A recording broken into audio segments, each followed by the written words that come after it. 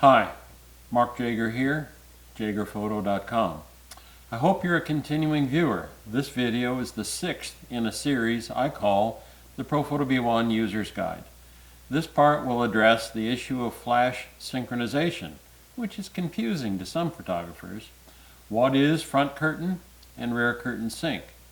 How should you and when should you use front curtain synchronization, or should you use rear curtain? It's pretty obvious that the Profoto B1 is part of my equipment, but at the request of several viewers I've provided links below that provide a more complete idea of what I use. The links will direct you to cameras and lenses, studio gear, video gear, and some miscellaneous equipment. The links go to B&H, my vendor of choice. It's easy to shop these days, but over roughly 30 years, I've found B&H to be 100% reliable with respect to making things right. Usually everything is straightforward and easy, but when the train jumps the track, a vendor that takes care of you is huge. Feel free to shop the links and or browse after you're at B&H. You might find something that will help you. Oh, I almost forgot. Be sure to check the links for this week's specials at B&H. If you haven't already subscribed to this channel, please do me a favor and subscribe. You can click the subscribe button in the lower right corner of the screen and it will take you to the subscription process. Then come back here and watch the rest of the video. The terms first curtain and front curtain are synonymous. First curtain is referring to the timing of the shutter curtains, while front curtain is referring to the camera's internal shutter mechanism. The terms may be used interchangeably. The same is true for second curtain and rear curtain. They're the same thing. Back in the film era, second curtain synchronization was called shutter drag photography. Let's explore how a modern DSLR works. I'll be using a D850 Nikon for the demonstrations in this video, but the principles herein apply to most DSLRs. If you have a mirrorless camera, the front curtain and rear curtain function is the same as DSLRs with mirrors. Regardless of the brand or the camera model you have, I strongly encourage you to read your camera manual to familiarize yourself with your camera's operation. Let's start at the basics. Typically, a DSLR user views the subject through the viewfinder. The subject is visible because there's a mirror that directs the image from the lens into a prism that makes the image correctly visible in the viewfinder. When you press the shutter release button, the mirror flips out of the light path and the viewfinder goes dark.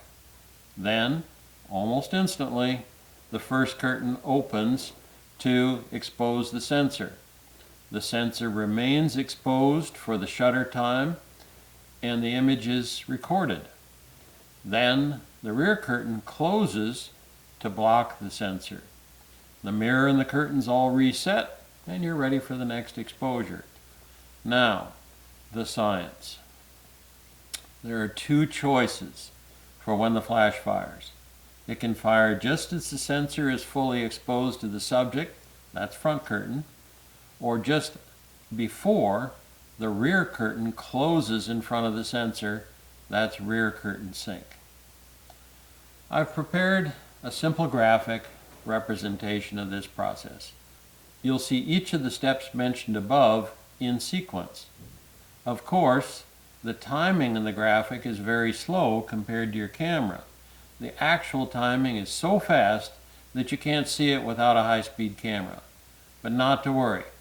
How it happens is not as important as when it is happening. Normally, and by this I mean for almost all non-flash photography and for most flash photography, the common choice is use of front curtain sync.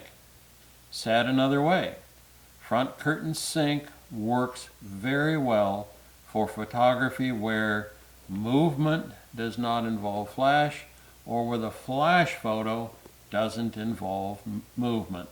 So when you're taking a flash shot of the wedding party and they're all just standing there, front curtain sync will work just fine.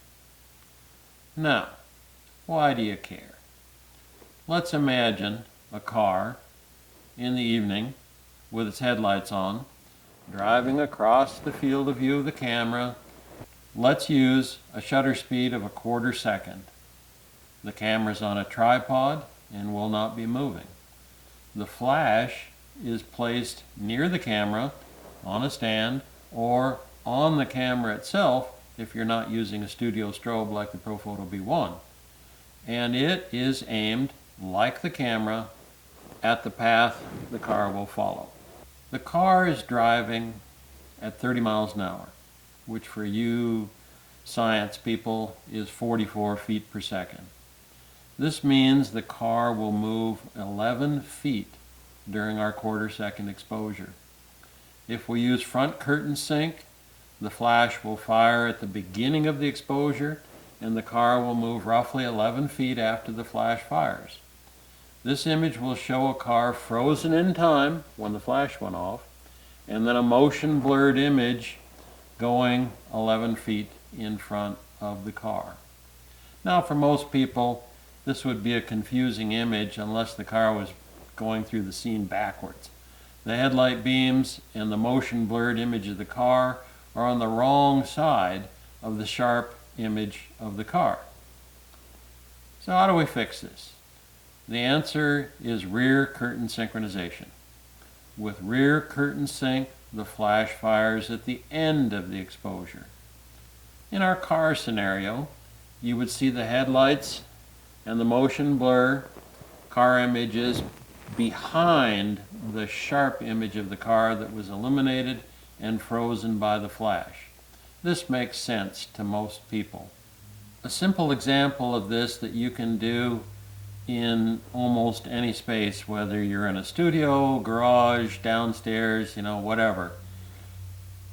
You have a subject walk through your scene with a small headlamp or holding a flashlight, you can hold it in your hand, at right angles to the camera line. So we've got the camera line here and they're going to walk by in front of it. In front curtain sync, the subject is frozen right at the start and the light beam shows in front of the subject. In rear curtain sync, the light beam will trail behind the subject. Here are 3 example photographs taken for this scenario. For each of the shots, the camera was set to manual exposure mode, ISO 100, f6.3 with a 2-second exposure. A 24-70 lens was used, set to 55 millimeters with manual focus. All of that will fit into a relatively small room. There were 2 Profoto B1s in use.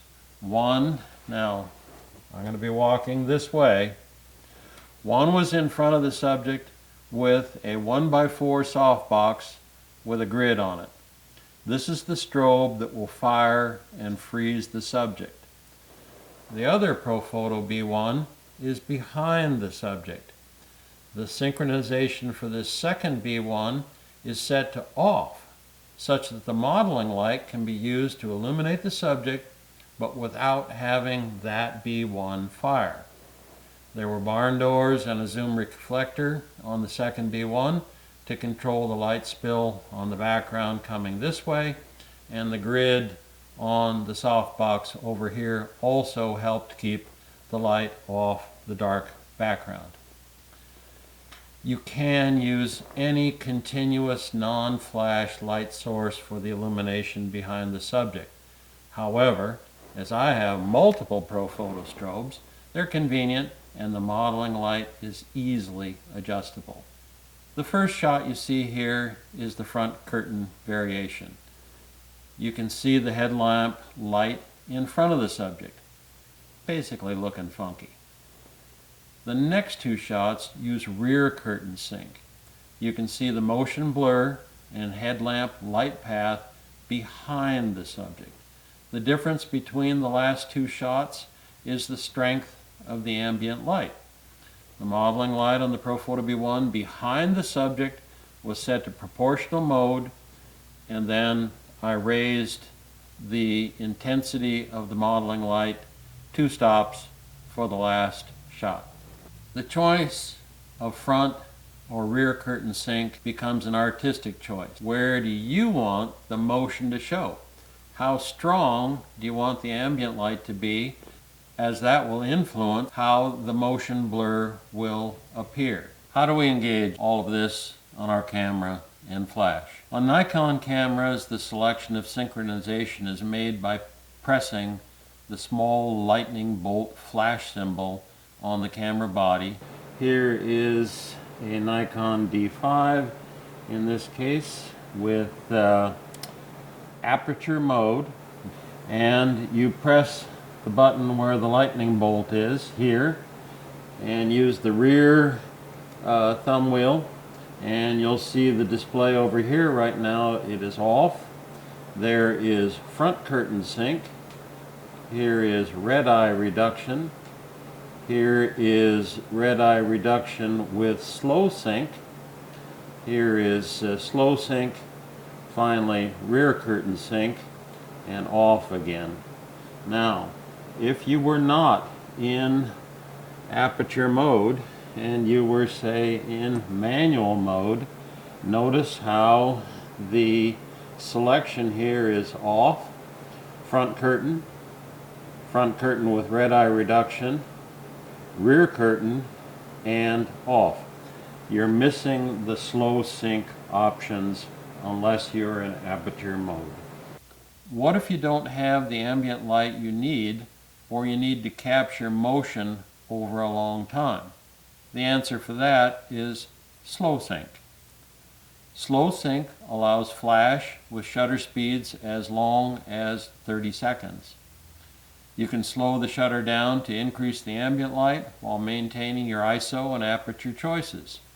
This is useful at night or in dim light. Let's do another demonstration. We have a relatively low light scene. A subject will do some gyrations with a colored cloth that could be one or more people dancing in another venue. And then we'll get them captured right near the end of the exposure. Rear curtain sync is used for this, as you would expect. I've set aperture priority, ISO 100, 1/4 second exposure, and an aperture of f6.3. You can see that the motion before the flash is pleasantly blurred and that the subject is sharp. That's it for this video. I hope my explanations have aided in your understanding of front and rear curtain synchronization and your photography overall. If you haven't already subscribed to this channel, please click on the subscribe button in the lower right-hand portion of the screen. If you have a question that isn't answered by the video, put a comment on YouTube and I will respond. I enjoyed making this video. Thanks for watching.